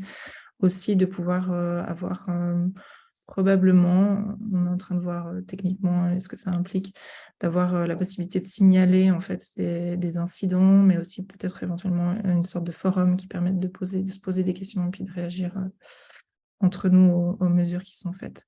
Mais c'est vrai que c'est une vraie question. Voilà, si on veut les utiliser en recherche, il faut pouvoir se fier aux données, mais on sait que ça ne sera pas toujours le cas. Donc là, ce sera le travail des chercheurs de voir voilà, comment potentiellement ils pourront utiliser ces données et comment les considérer. Très bien. Je vous remercie.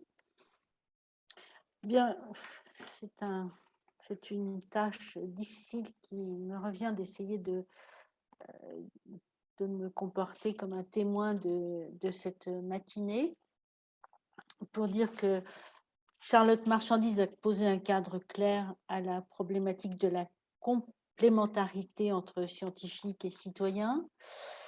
Et elle a mis en exergue l'intérêt du dialogue pour faire progresser la science à travers la démocratisation de la production de connaissances et des concepts comme le boundary spanning, qui est une sorte de cassage des silos et qui est un important soutien à la prise de décision. Elle a posé un certain nombre de questions sur comment résoudre, elle a donné un certain nombre de concepts nouveaux pour moi, comme celui de marginal séquente. Merci de m'avoir informé. Voilà, tout ça pour donner un cadre à la suite de cette matinée. Donc, Séverine Trouillou a eu la gentillesse de partager ses expériences en ville et à la montagne avec des belles images et des expériences riches qui donnent un ton, je dirais, international à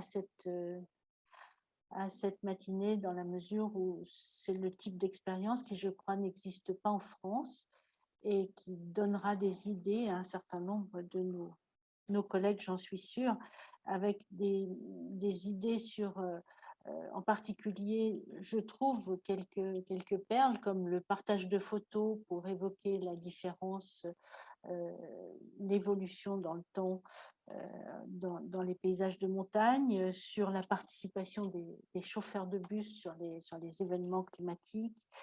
J'ai trouvé ça des exemples très inventifs.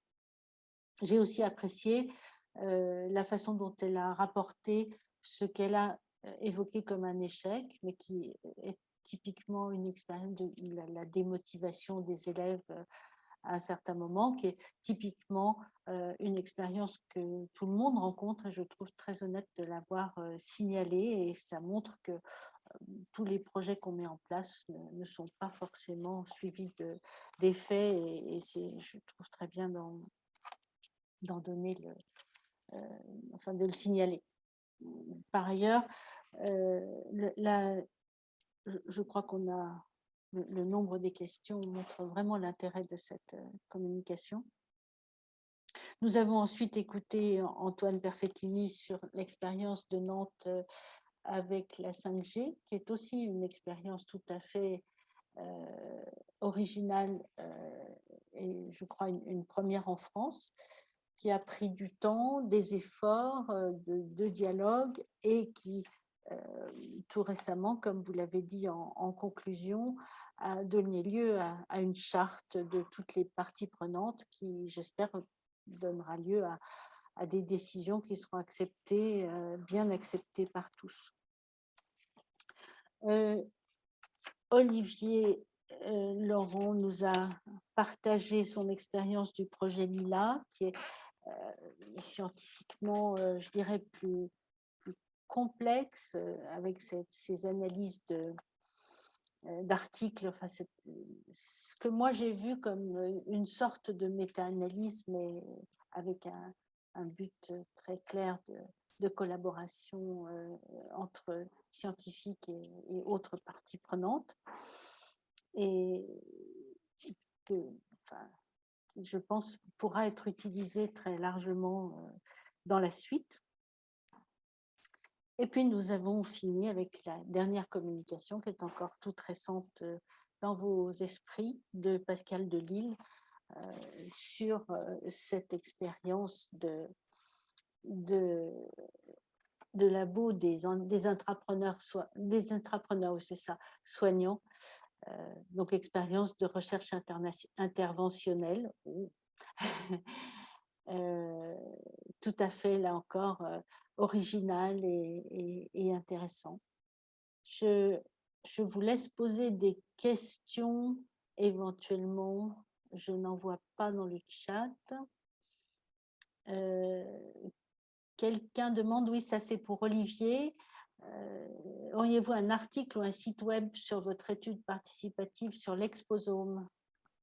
Alors, à vrai dire, j'ai l'impression que la question s'adresse plus à Mariette Gerbert, donc qui D'accord. mentionne un projet qui a utilisé dans sa définition les éléments du rapport Lila. Donc, c'est pas un Ah, projet que j'ai d'accord. mené moi, mais Mariette Gerbert, en tout cas dans un collectif qui l'implique. OK. Et Donc, je ne Mariette, connais pas cette étude. elle est là, Mariette Ouais. Gerbert. Elle répondra donc dans le chat éventuellement.